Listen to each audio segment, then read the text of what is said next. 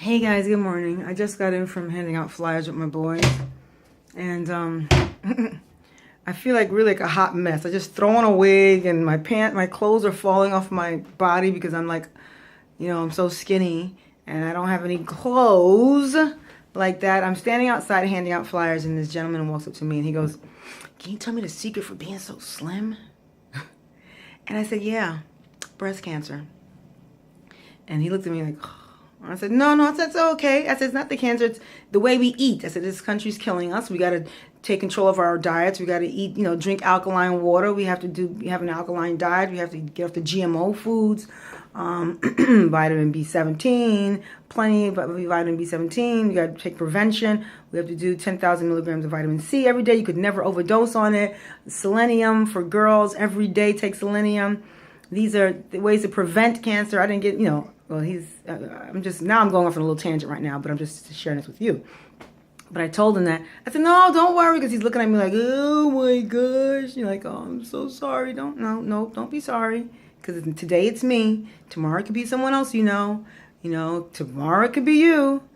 If you're not doing what you got to do. So that's the secret to being so skinny. So I feel like a hot mess, but thankfully for some hair, whatever it does, I'll probably look better without it. But I don't really care. I love some hair.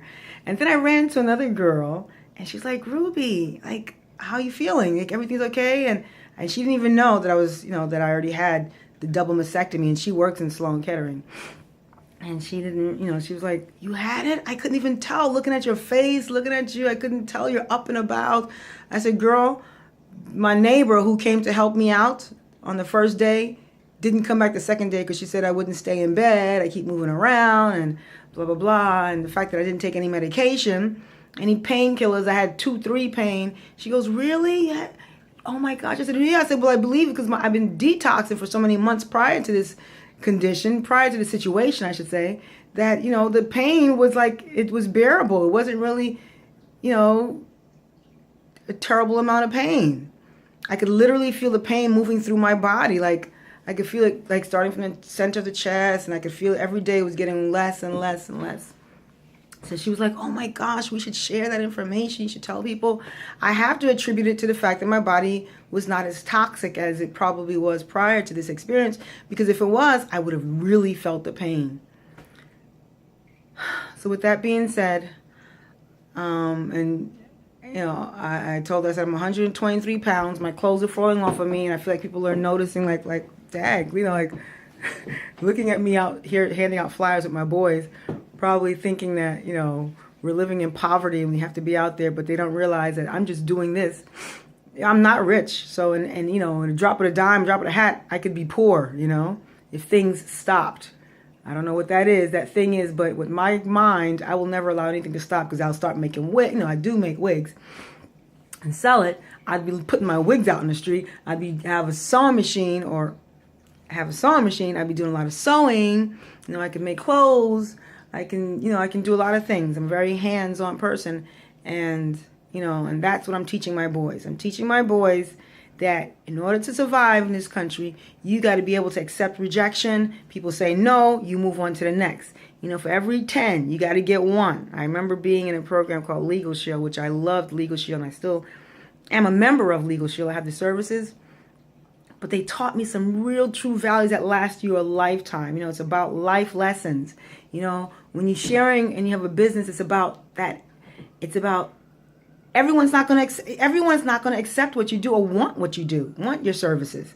Does everyone want to buy a brand new car? Does everyone want that skirt in the window? Does everyone want that pair of shoes and sneakers in the window? Do you see them shut down because you don't want it? No, they're up there in tomorrow and every day and for the whole year until they find that 10th person. 1 out of 10 is going to want your services. And if not, we're going to keep going until we get a yes. That's it.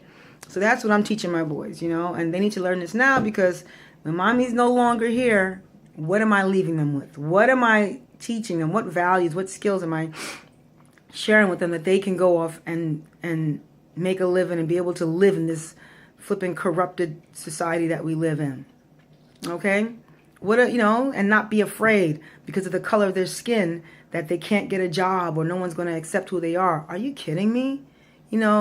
It's not, you know, this world is good and evil, and God and that higher power, omnipotent, has the final say. So don't let this world fool you. Fool you? Don't let this world fool you. Okay? So it's not about people saying no or rejection. It's about you putting yourself out there and not being afraid and letting the universe, letting God open up and do what he does, because you are putting yourself in a position to make things happen. That's how it's always been for me. You know, how did I get to sing at the White House? Oh, because I was the cool black police officer? Heck no. They hated my guts. It was like, what? Who the France does she think she is? That's what came back and told me. She went to sing while she's on this job, blah, blah, blah.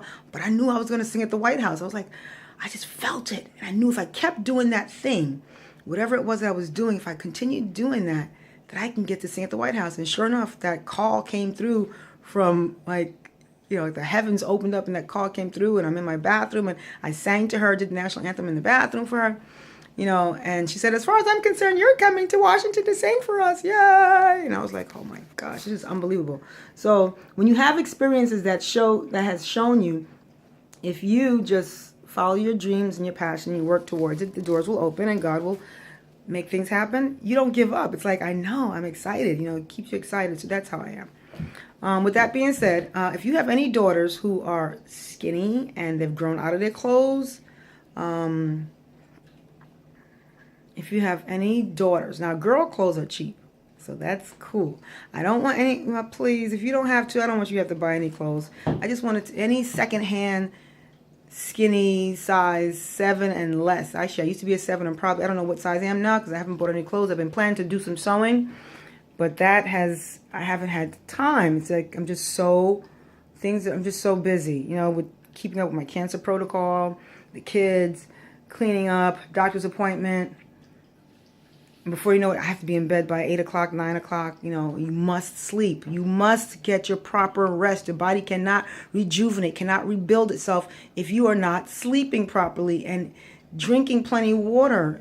That's the way life functions. So before you know it, I'm unable to do any, well, I have to manage my time a lot better. So maybe I need to just write down, this hour I'm going to do this.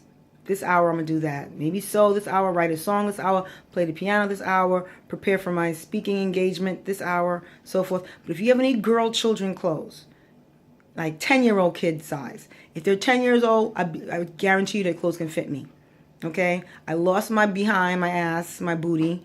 And it's, you know, hopefully it'll come back because, you know, as black women, that was it. I was talking to my friend. She said that her thing was her breast. Mine is my booty. It's gone. 10-year-old kid, if you have any clothes from a 10-year-old, 12-year-old, it'll fit me. So please look through your stuff. If you have any kids and they're throwing it away, I will come and pick it up. I would really, really appreciate it. And I'm asking. So I'm not afraid to ask. Thank you. And please let me know. I need some clothes. I look like a flipping bum. I feel horrible. And I'm not going to buy clothes because, for what? Like, whatever you have, I'll take. That's what I want, secondhand clothes. If you want to buy clothes, fine. I'm extremely grateful, but I don't want you to have to even spend your money to do that. If you have any old pieces, maybe 2 pants, that's it. I can wear those 2 pants, but everything else I have is falling off of me. I have no clothes.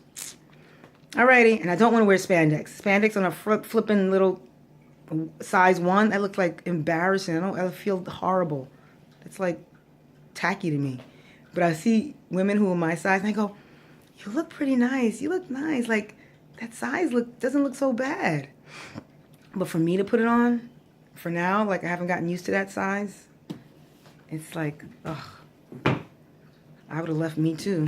Just joking. All right, love you all. Bye-bye. I think Facebook allowed me to post videos again. Hopefully they were nice and saw that it wasn't about being sexual or that type of thing, you know. But I think I was able to upload some videos. I saw it today. So thank you, Facebook. Or whoever maybe have said something to them. All right. Bye-bye. Have a great day, everyone.